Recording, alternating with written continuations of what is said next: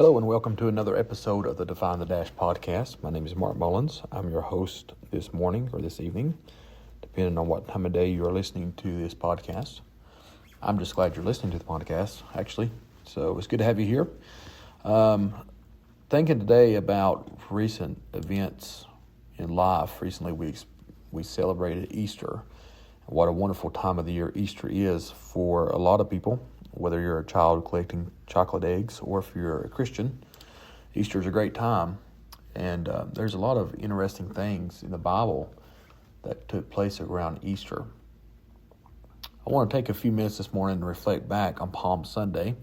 I know now that's probably been 2 or 3 weeks ago, but just a thought that I have. The Bible tells us in Mark chapter number 11, verse number 1 through 11 says, "And when they came nigh to Jerusalem, unto Bethphage and Bethany, at the Mount of Olives, he sent forth 2 of his disciples, and saith unto them, Go your way into the village over against you, and as soon as ye be entered into it, ye shall find a colt tied, whereon never man sat. Loose him and bring him. And if any man say unto you, Why do ye this? Say ye that the Lord hath need of him, and straightway he will send him hither. And they went their way, and found the colt tied by the door without, in a place where 2 ways met, and they loose him. And certain of them that stood there said unto him, What do ye, loosing the colt? And they said unto him, Even as Jesus had commanded. And they let them go. And they brought the colt to Jesus, and cast their garments on him, and he sat upon him. And many spread their garments in the way, and others cut down branches off the trees, and strawed them in the way. And they that went before, and they that followed, cried, saying, Hosanna, blessed is he that cometh in the name of the Lord. Blessed be the kingdom of our father David, that cometh in the name of the Lord. Hosanna in the highest. Jesus entered in Jerusalem and into the temple, when he had looked round about upon all things, and now the eventide was come, he went out to Bethany with the 12. A lot of reading, but definitely worth our time to do so. What we read about here was the beginning of the week of the cross, which we refer to as Palm Sunday. This was a week of pain and heartache for Christ. These praises that he had received upon entry into Jerusalem would later be the same voices of the mob that would cry, Crucify him. It's interesting that when Jesus comes into Jerusalem, the Bible talks about palm branches that were laid before him. What is the significance of a palm branch? A palm branch is a symbol of victory, triumph, and conquest. Where did that concept come from, using palm branches? The concept came from the Feast of the Tabernacles. When the Israelites would observe this feast, they had to bring in certain things to the Lord to rejoice in his presence. If you go with me to the Old Testament book of Leviticus, chapter number 23, and verse number 40, the Bible will tell us here, And ye shall take you on the first day the boughs of goodly trees, branches of palm trees, and the boughs of thick trees, and willows of the brook, and ye shall rejoice before the Lord your God 7 days. Here the Bible refers to boughs and branches of certain trees that the Lord had these people to bring to him to rejoice in his presence. Palms and willows are both specifically mentioned here in the book of Leviticus. And although the reader would read that and move on to the next verse pretty quickly out of habit, or would be tempted to do so, I think it would be worth our while to take a break and look at these 2 types of trees that are mentioned.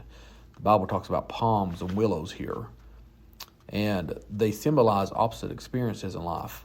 The palm tree is a symbol of rejoicing, victory, and triumph and conquest. It has been called the prince of vegetation.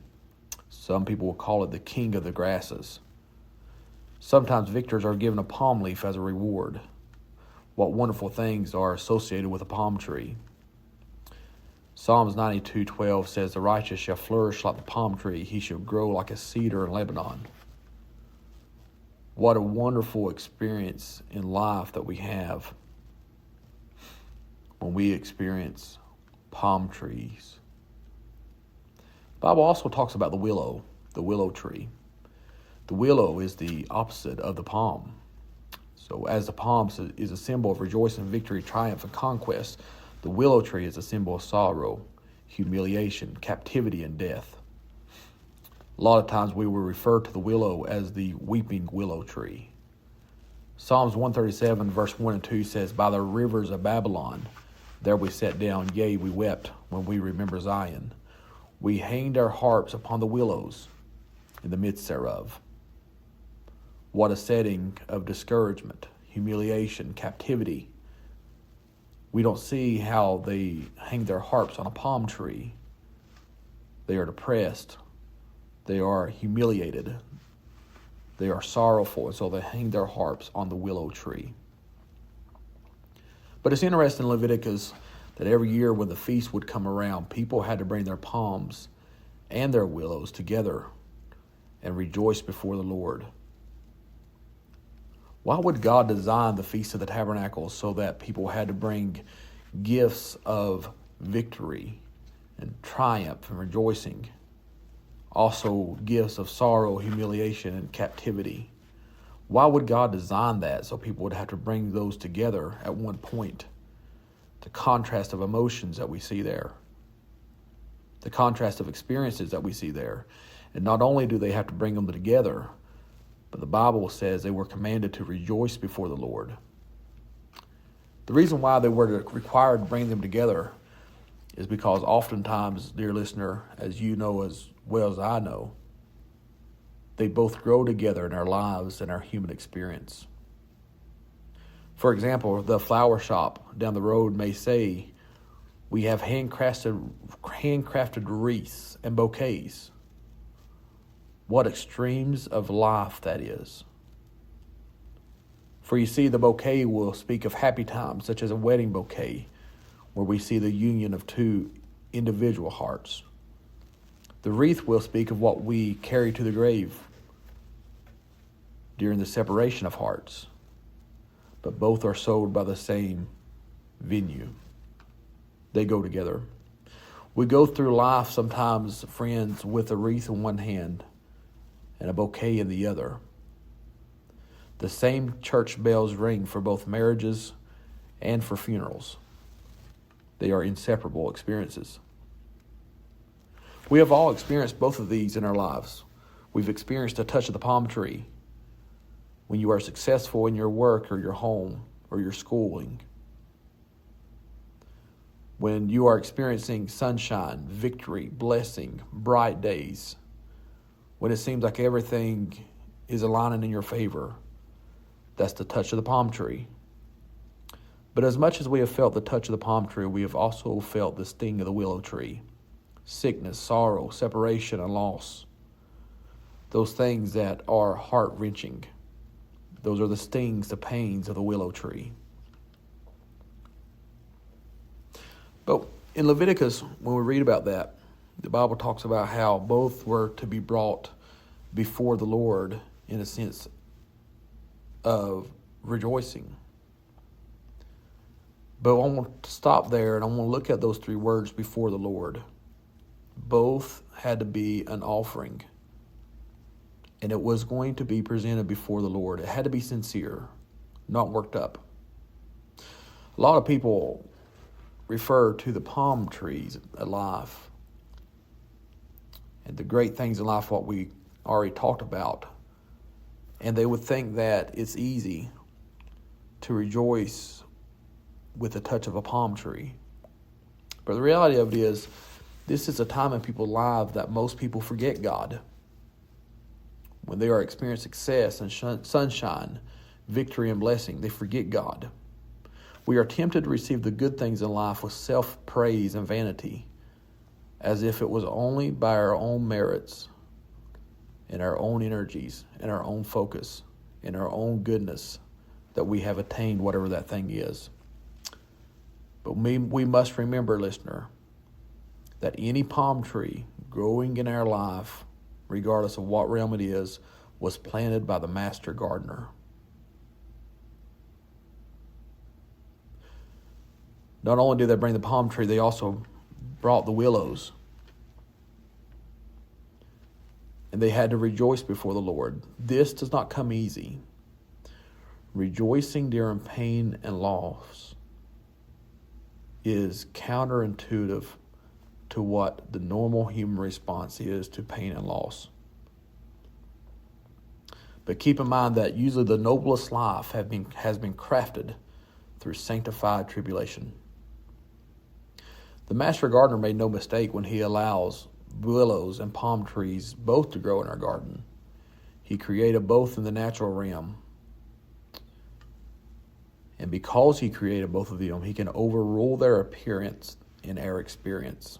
Let me say that again. He created both of those in our lives in the natural realm. And because he created them naturally and emotionally, etc., he can overrule their appearance in our experience. Job tells us, Job chapter 2, verse number 10, he says, "What? Shall we receive good?" Those are the palm trees. "Shall we receive good at the hand of God? And shall we not receive evil?" Or the willow tree. And all this did not Job sin with his lips. Job 13:15 says, "Though he slay me, yet will I trust him in him, but I will maintain mine own ways before him." The results of Job accepting his willows and his palms in life was that he experienced a transition of his willows becoming palms. What the devil had meant for evil, God had meant for good. And in the end, he had twice as much as he had in the beginning. George Matheson, the blind Scottish preacher and poet, said, "My God, I have never thanked thee for my thorns." This is a blind Scottish preacher. He said, "My God, I have never thanked thee for my thorns. I have thanked thee 1,000 times for my roses, but not for my thorns. I have been looking forward to a world where I shall get compensation for my cross, but I have never thought about the cross itself as being a present glory. Teach me the glory of my cross. Teach me the value of my thorn. Show me that I have climbed to thee by the path of pain.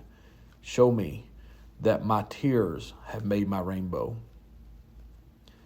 If we bring our palms to him, the good things in life that he makes possible, he has a way of making those things better things. If you have a good relationship, take that good relationship to God, and he can make it a better relationship. If you have good success in this life, take that good success to God, and he would make it better success. If we bring our willows to him, the hardest things in life that we deal with, he would transform the willows into palms of peace, just like he did for Job. Jesus knows all about gladness and gloom alternating in the human heart. This man, Jesus the Christ, was anointed with the oil of gladness more than any of his fellow men, yet he was known as a man of sorrows, well acquainted with grief. The crowd that laid the palm branches before him would soon throw willows at him. Jesus' Good Friday was not that far away from his Palm Sunday. If you're listening to me today, this is a short podcast. If you're overwhelmed with palms, don't be lifted up in yourself, but walk humbly before God. There may be willows around the next bend. If you are overloaded with willows in your life, don't murmur and complain as if God made a mistake in your life. The Jews had to sincerely praise God for willows and palms. Jesus took the cup, the bitter cup, and gave thanks. Regardless of palms or willows, let us keep our faces towards the garden of God, where the roses never fade.